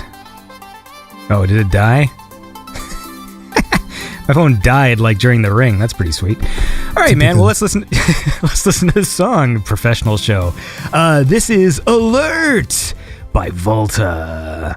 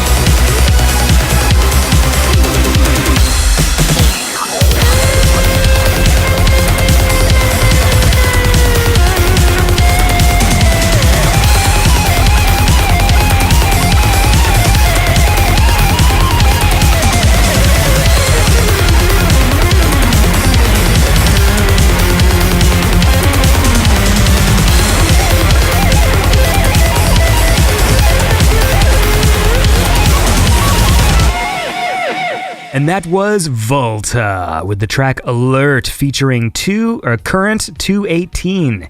Featuring Current 218. And what's this? So you have a metal? Like what? Yeah, I have a metal band. Very underground, but we play like all over Europe because we have like good contacts and shit. Just like meeting so many people, you know? Meeting so many metalheads like that likes synthwave or, you know, dark synth, whatever, or drum. Yeah. Heavy synthwave, you name it. What do you do in your band? I sing, growl, you know, metal stuff. Do you do it in French? No, we have like English lyrics. Do you do it in French? Would it work in French? Yeah, sure. Like, I think Góngora had a couple of songs in French, don't they? No idea. No idea. You're not a metalhead, are you? Not really, no. See, for me, I seem to really gravitate towards the people who are metalheads who then go home and make electronic music. It's a recurring theme, isn't it? Yeah. It is true. Who did I just have on? I think I just recorded one with Gregorio Franco, same thing, in fucking metal band. Like so many of these people, like, you know, they do a metal band, they go home, they make electronic music, and for some reason that music really appeals to me. Like I love anything with an electronic influence. I just like electronic music in stuff. So even if it's not what you would call like techno or whatever, like say it's like fucking Rammstein or something, you know? Yeah, it's loud and it's got guitars, but there still is like some keyboards and there's still like some melodic stuff going on with the synthesizers. Yeah. That to me is always my that's my way into a lot of music. And so the reason why I'm not super into like loud kind of screaming metal stuff is I understand the energy of it and I understand why people like it and why it's fun to go to those shows. For me, my way into music is always usually with the melody. So when I can't really discern a melody, when it's more about just like kind of crazy energy and stuff, then it's a little harder for me to sort of find a way in. I mean, yeah, totally understandable. I'm like super eclectic in terms of music. Like I can like listen to happy hardcore and then the next track is gonna be like jazz, or the next track is gonna be like, you know, brutal death metal. Yeah.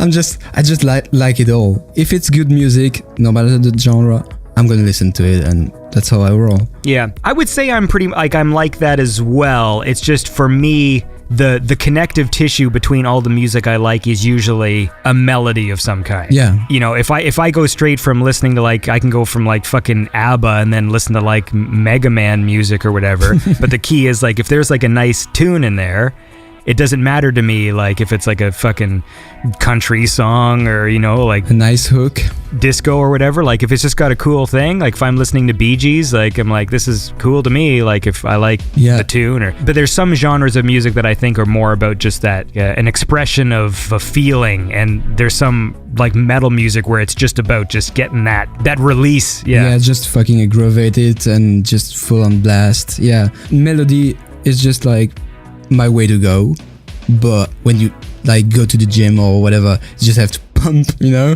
and just put some, you know, drum and bass or something a bit more loud. Yeah. Get the aggro. I appreciate its function. Yeah. You know what I mean? Like it's just like I get it, and maybe it's just because for my disposition, I don't ever go to that place where I need that. You know what I mean? Like just that. The crazy kind of screaming stuff, but it's one of those things where I totally appreciate why somebody would, especially like, oh yeah, if you're just in that mood. It's like this why people when they're sad and then they listen to Radiohead or something, you know. It's like it's sort of they need it to like amplify that place where they are. Yeah. Like I'll do that sometimes if I want to be sad. I'll listen to you know that song, it's by Sigur Rós. There's one song of theirs that like it's like my number one most emotional song to listen to. I think it's on this album where every track is like untitled. Anyway, it's a super sad song. It's got this video where there's a bunch of kids with gas masks playing and they're like playing in the snow, but it's actually ashes because it's like sort of post-apocalyptic. Yeah. Vaca? No. Something like that. I'm terrible with names, by the way. Yeah, I think it's... So... This is I love bringing the conversation to a place where both of us can't add anything. We're it's fucked. Awesome. Like, dude, song names, band names, I just forget it all. Like I'm like, oh yeah, that song. Fuck. You know. Well, in the case of this particular Sigur Rós song, I think it's on an album where every track was just called Untitled. Like they were all just like Untitled 3 and. Oh yeah. Let me just fucking. I will look literally at my fucking playlist. Hold on here. It's called Untitled, and then in brackets VAKA, whatever that means. Vaka. I don't know what it means. Like if I ever had to act in a movie where I had to cry, then I'd put that song in the earphones and listen to it. I don't know why. It's just that song. It's really strange because when I'm really sad, all I want to hear is like happy music. Yeah. I've never understood that thing that people do, like when they're sad and they listen to sad music. Like I do if I want that particular emotion, if I'm like writing something and I was doing like a death scene or something, or I had to write somebody's sad death scene, then I'd put on sad music to like get in that place, like to have that sort of cinematic mood. But for me, if I'm not feeling happy, then I put on like Take On Me by Aha, because that song always puts a smile on my face. Oh yeah. It's a happy song. I love those Japanese power metal, like super melodic metal bands. I never told anyone, but it's maybe one of my major influence. I don't know if it reflects in my music. Probably not. You know, guitar shredding like crazy, having synth solos all over the place. Yeah. That epic vibe. Have you ever heard of is it Dragon Force? Oh yeah, I've seen those. I met them in London a couple of months ago.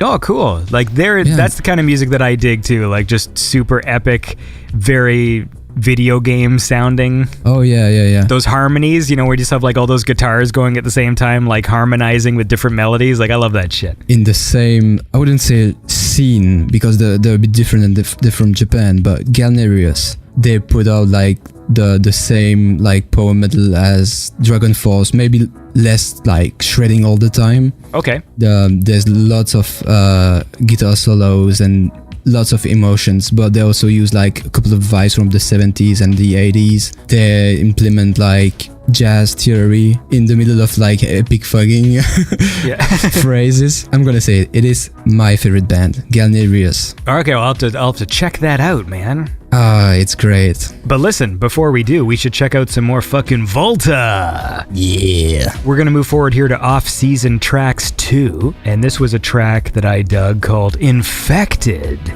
which it has a lot of twists and turns. It sort of changes a few times throughout the track. It kind of like it builds up and then the tempo kind of shifts and stuff, and there's lots of stuff going on in this one. And we're gonna listen to it, man. This is Infected by Vulta.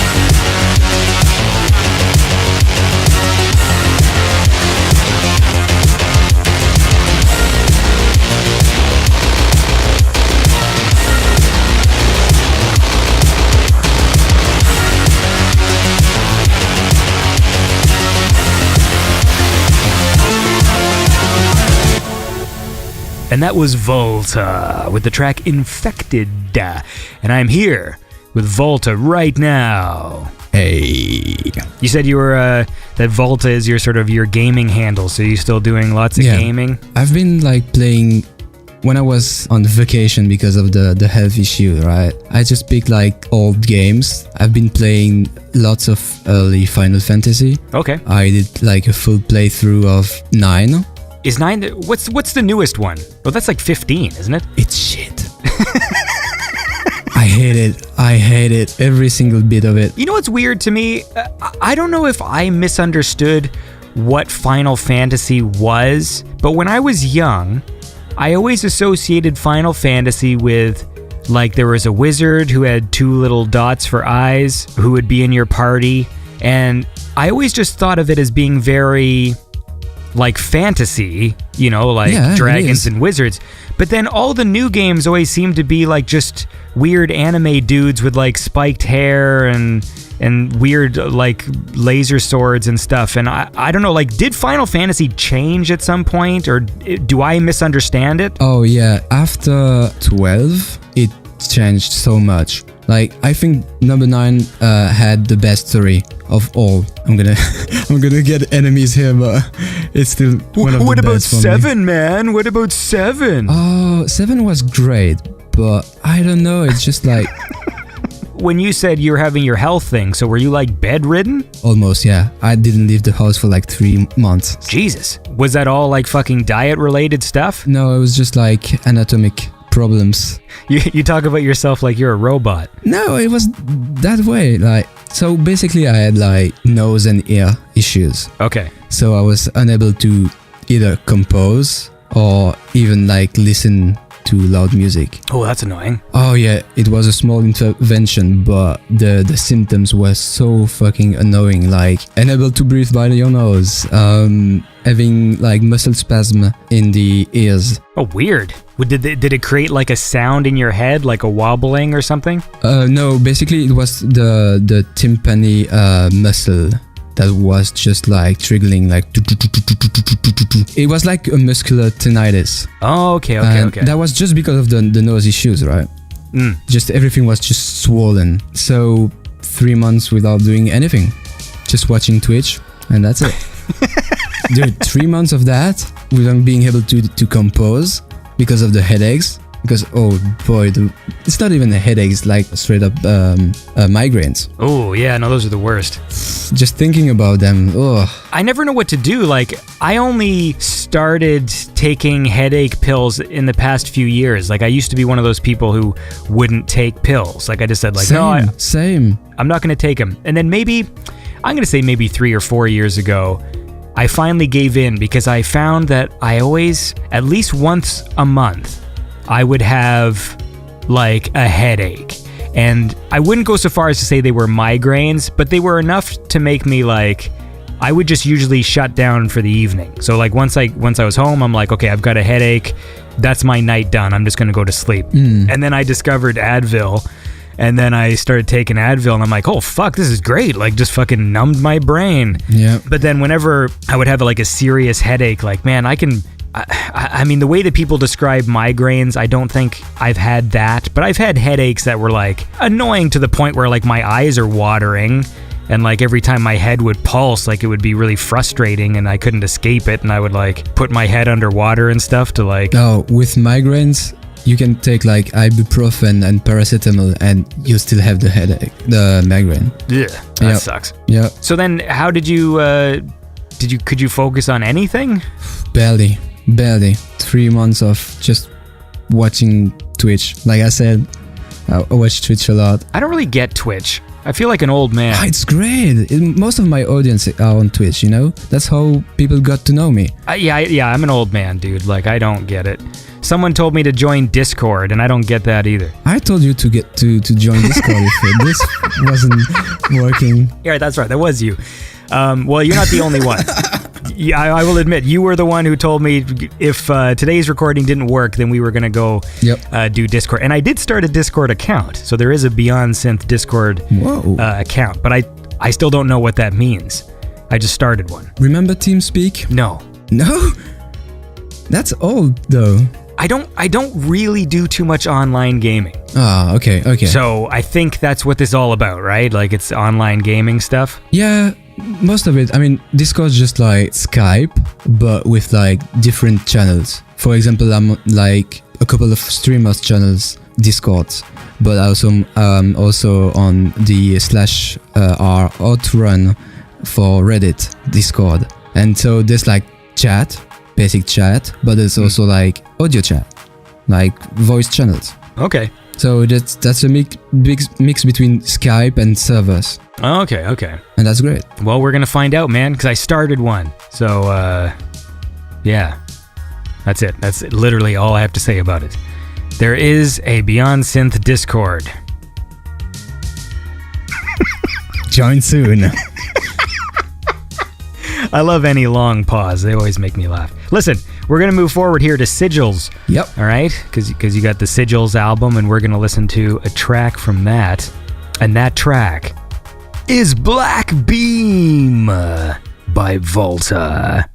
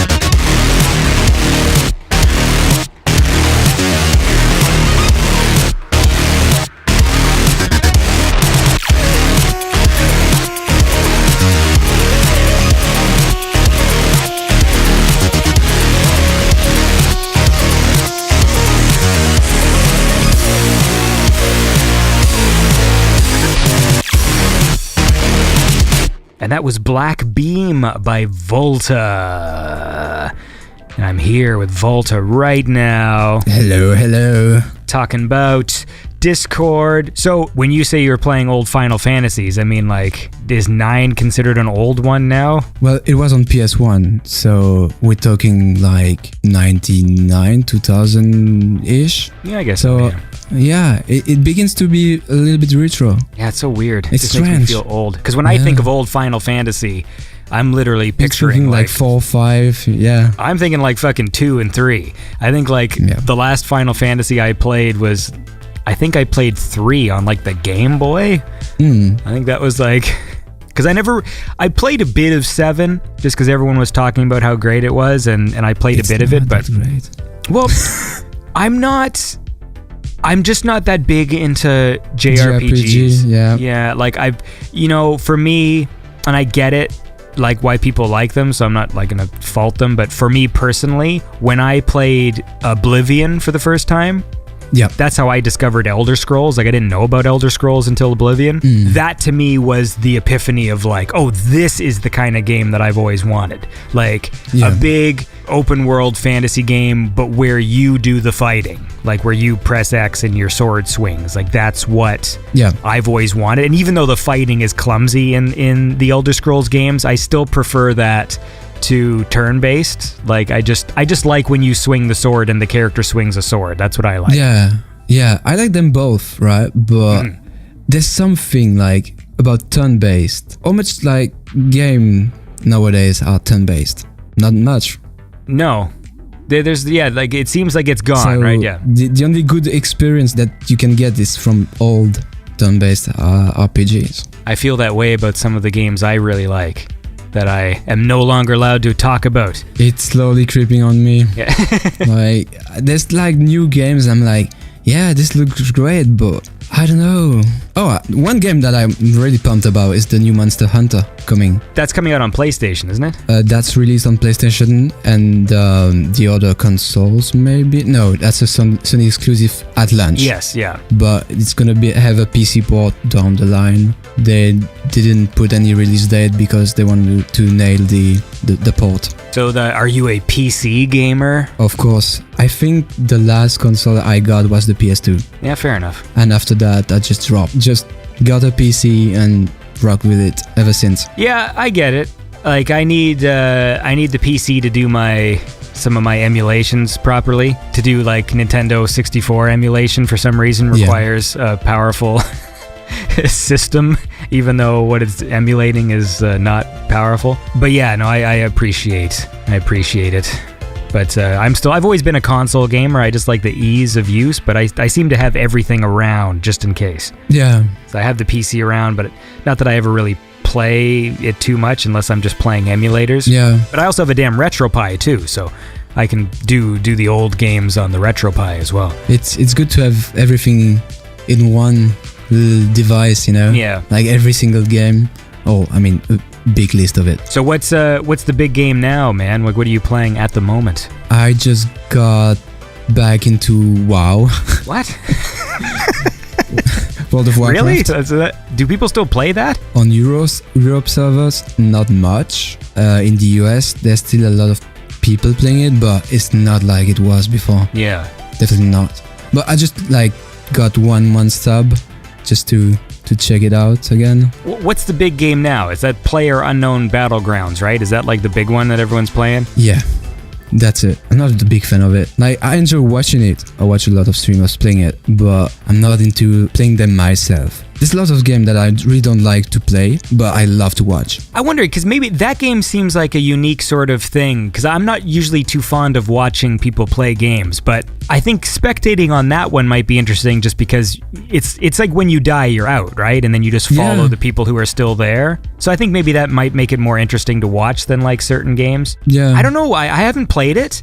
I don't know that I would be good at that because when I play games, I play very much like I'm playing an arcade game, and so I'm not very cautious or careful. So when I play like online shooters and stuff, like I'm the kind of guy that just runs into the room with a machine gun. Like I don't really think to. So I feel like player Battlegrounds game, like I feel like I would just be the idiot that dies first. Oh, there's a lot of tryhards in that game. I'd be dying right off the bat. Not only there's like hardcore gamers there, but there's also like lots of tryhards, especially in PUBG. Like there's so many trolls. Yeah, it's insane. But that's what you get, you know, like having a very popular game with like 40 people fighting each other. But how would a troll that game? Because if they're dead, they would just leave, right? Well, so basically, before each game, right, you enter a lobby. If everybody has their mic open, they can scream whatever they want. That's the thing, man. I never dug that aspect of online gaming. Like, I hate hearing other people voice, especially because everyone says such dumb shit. Yeah, I know. And it's so boring to me, like, especially when it's all the same. It's like all the same stuff and it's just dumb. Like every year it's just whatever the new thing is. So right now we're in the phase of all those idiots with the fucking frog face and then just saying dumb shit. Like I don't know if those people are in PlayerUnknown Battlegrounds, but I'm sure they are. Oh, you bet they are. Yeah. And it's just so weird to me. Like just, last year or the year before, their fucking avatar would have been the guy from V for Vendetta. That's the internet, Andy. You get what you get, you know? Yeah. It's a great place full of lovely people. And Philistines. Philistine. Oh, come on. Although I never got to the bottom of that. Too bad. I'm not going to either. I like when people just comment and correct me on stuff that I don't care about because it won't affect me at all. All right. You do you. Anyways, man, we can probably wind this down. Is there something that you wanted to talk about that we didn't talk about? I don't know. Do you have like something that you already always ask? Some obscure question, you know, that you never pull out? Because I can rock with everything you can. Yeah, just throw me a bone, you know? Do you like big fat ladies? Oh, no. I would get crushed. I'm a skinny dude. I'd get crushed, man. I think that's going to be my new question I ask at the end of every show. What about BBWs? Yeah. How do you feel about the BBW? And then, like, ask it all classy like it's an important question. Hey, man, there's people who love that stuff. Yeah, people love them. My best friend is into them. I cannot say nothing, you know? Like, it's you do you. I'm proud of you, man. Well, hey, someone's got it, right, I guess. Yeah. Maybe I think they're just mesmerized by the idea of just the big boobs. I can't, I don't know. I haven't delved into the psychology of it. There's people who are very afraid of big boobs. Big boobs, sorry. Yeah, well, they can smother you, right? I don't know. Oh, God. So, how's that for a random question? Is that good? So you're thinking? Wow. No, I was thinking about music or something. But yeah. Yeah, apparently this is a music show. I have to keep reminding myself of that. Get the tunes out. Yeah, well, whatever. Who cares? The bottom line is, Vulta makes some cool tunes, and that's you. Yeah. And I dig the sound. You got a bunch of albums out that people can download. You got some fun collaborations with some other cool people. Yeah. There's like one of your tracks has like 10 people that had collabed on it. Well, maybe not 10. Oh, you mean the one with Dimi K, Hubert, Volcarex? Yeah. Yeah. That's a lot, right? Well, yeah, but I wanted to collab with like all of them. Mm-hmm. And I was working on the track, right? I was like, oh, it's a bit empty.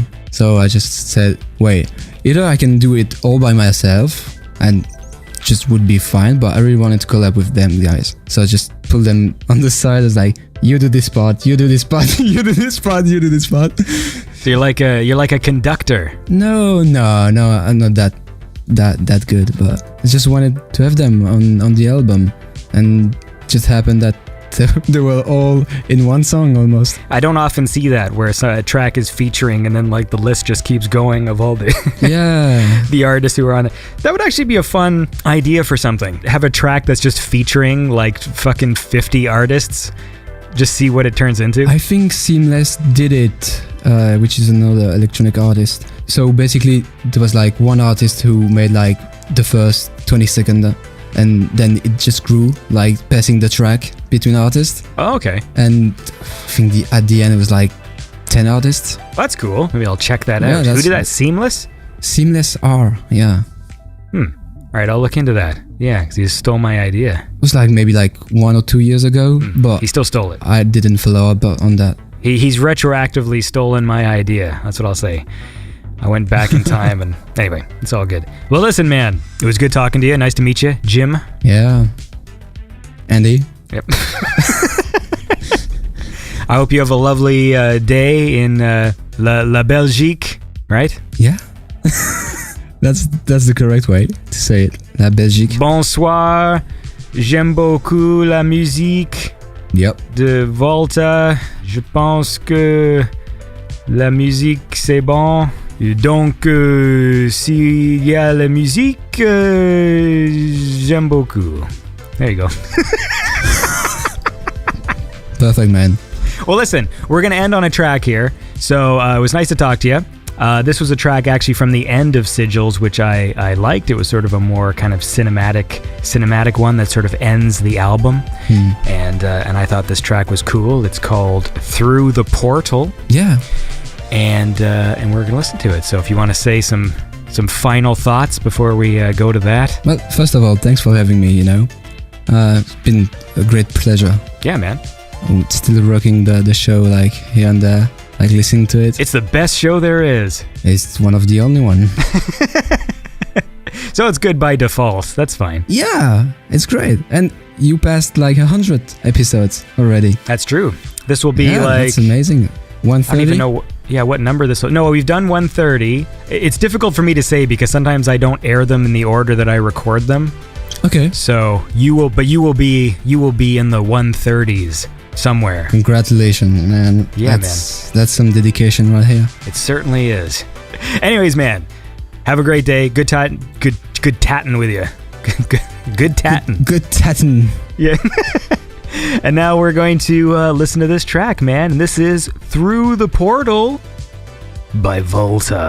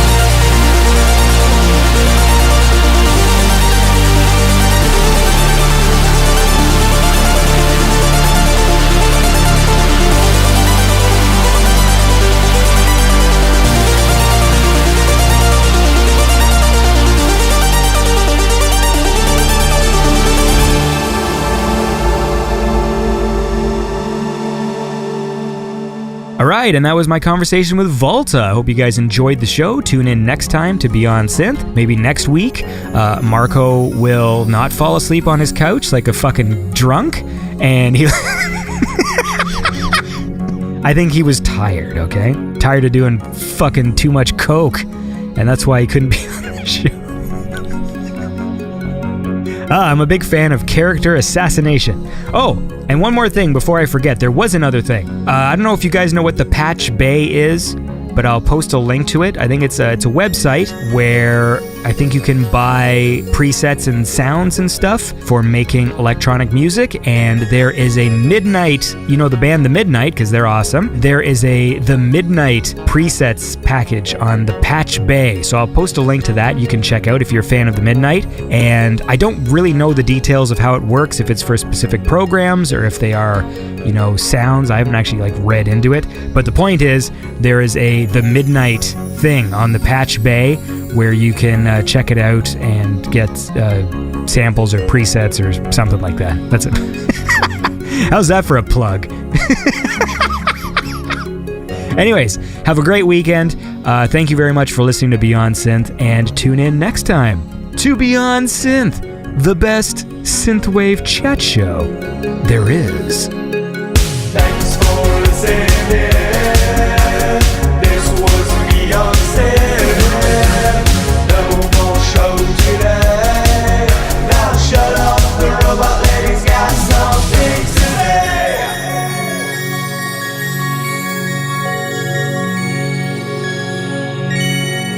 Thanks for listening to Beyond Synth. If you would like to support Beyond Synth, please visit patreon.com/Beyond Synth. And don't forget to check out Beyond Synth on Facebook, Twitter, SoundCloud, YouTube, and Instagram. If you want to submit your music for the show, please email it to beyondsynth@gmail.com. Have a lovely day.